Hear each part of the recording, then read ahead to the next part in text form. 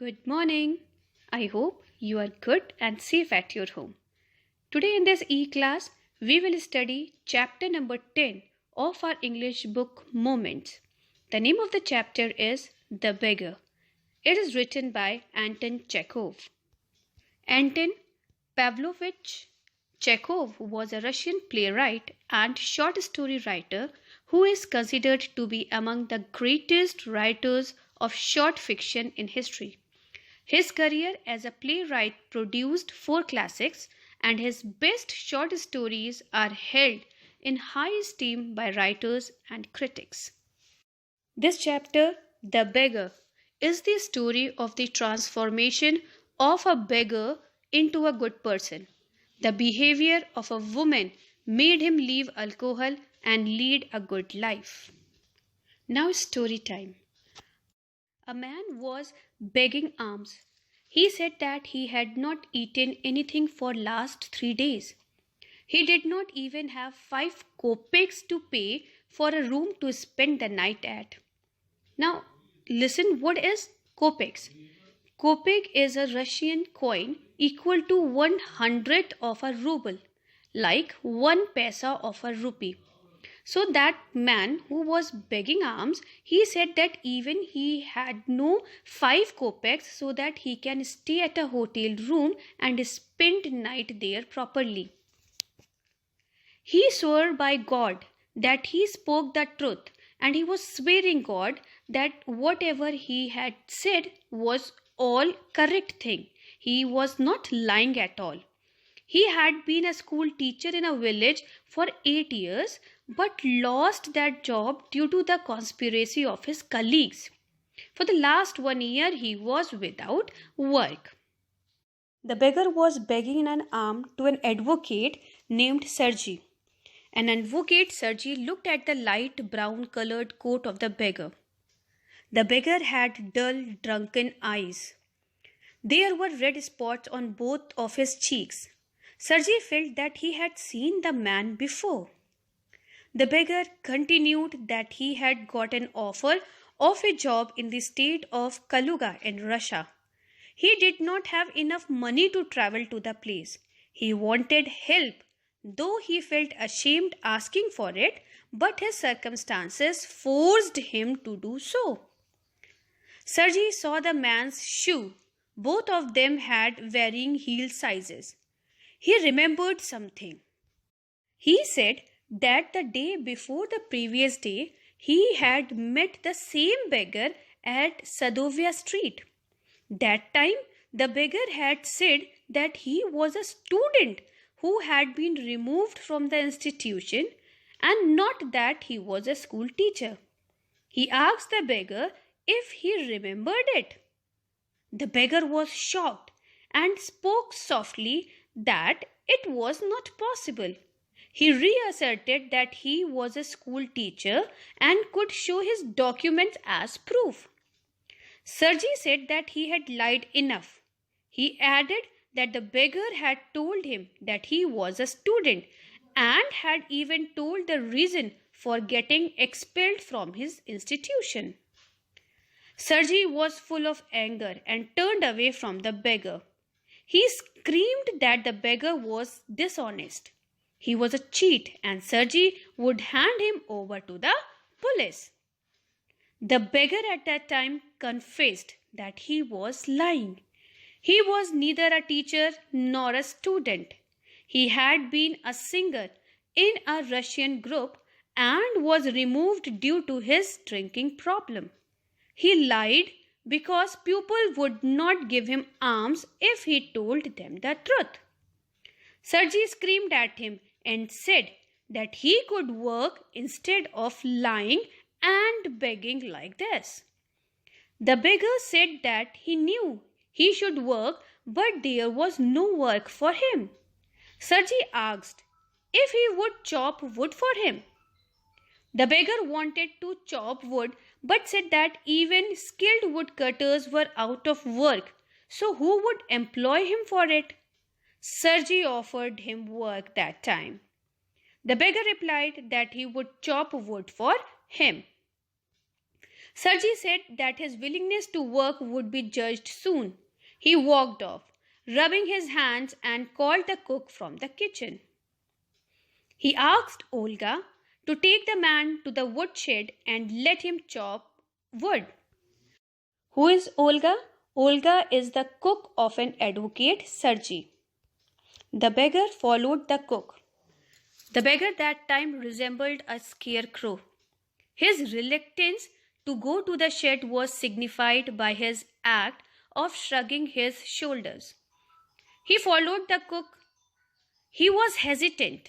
Why he was hesitant? Because he was hungry, and although he wanted to work, he did not feel energetic enough to do so. As he had promised Sergey, he had to go to work. He did not feel strong enough because he was under the influence of the alcohol and was not fit to do laborious work. Sergey went to the dining room to look outside the window. He could see the woodshed and the yard. He saw the cook and the beggar in the yard. They walked to the shed. The cook, Olga, stared at the beggar angrily, pushed him with her elbow and shut the door. Then he saw the beggar, who had lied that he had been a teacher, sitting on a log of wood. He sat with his cheeks resting on his fists. Olga threw the axe towards him and scolded him. The beggar pulled the piece of wood towards him, placed it between his feet, and hit it weakly with the axe. The wood shook and fell. He pulled it up again, tried to warm up his hand by blowing into them, and again tapped the wood with the axe. He was careful not to hit his shoes or cut his finger. The wood fell once again.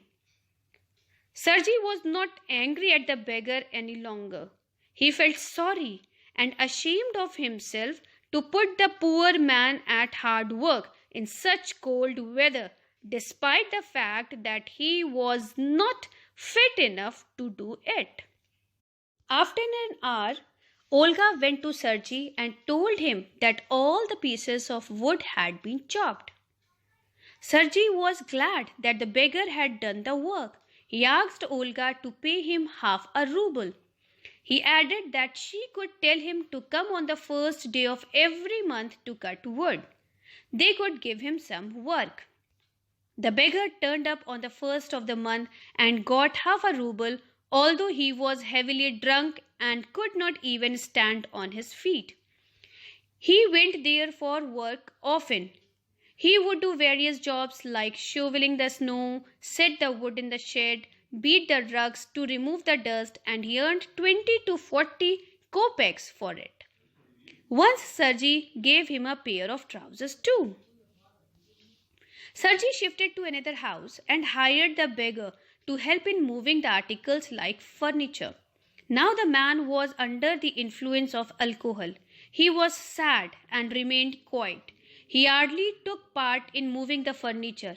He simply walked behind the vans with his head hanging low and did not even pretend to be busy. He shivered due to the cold weather and seemed embarrassed when other workers made fun of him for being idle, weak, and laughed at his torn overcoat. When the work was completed, Sergey called the beggar. Sergey said that he was happy to see the change in the beggar due to his scoldings. He gave him a ruble for his labor and asked him his name, as he had left drinking and was willing to work too. The beggar replied that his name was Lushkov. Sergey wanted to offer him better work and asked if he could write. Lushkov replied that yes, he could write too. Sergey handed him a letter to be delivered to a friend of his. Sergey's friend would give copying work to Lushkov. He instructed him to work hard. They parted. Sergey was happy that he had reformed a man. He tapped Lushkov on his shoulder and shook hands with him. Lushkov went away with a letter and never returned. After 2 years, One evening, Sergey was standing at the ticket window of a theatre. He was buying a ticket. He saw Lashkov standing next to him. He was well dressed, wore a coat, the collar was made of fur, and wore a cap made of seal's skin. He was shy as he asked for a ticket of the gallery seat and paid for it in coins made of copper. Sergey recognized Lashkov and met him. He asked how he was, what he was doing, and how everything was going. Lashkov replied that he was fine and was working as a notary. He got paid 35 rubles a month. Sergey was glad and thanked God for reforming the beggar. He said that he considered Lashkov to be his godson because it was due to his scolding that he was a changed man. That day, the beggar had been at his feet asking for mercy. He was glad that Lashkov did not forget his words. Lashkov thanked him and said that if he had not met Sergey that day, he would still be lying and begging. He came out of the pit with the help of Sergey and was glad for his help. He thanked Sergey for his kindness. He was grateful to the cook. She was a noble woman. Although Sergey had been kind to him, it was Olga who saved him and reformed him. So, who reformed a beggar into a good person? It was Olga who saved him and reformed him. He asked Sergey how he felt about the truth. Lashkov continued that when he would visit the place to chop wood, Olga would scold him. She would feel sad for him and wept. She felt very sad for him and would chop all the wood for him. Her behavior changed him. Just then the bell rang. Lashkov bowed to Sergey and left for the gallery of the theatre.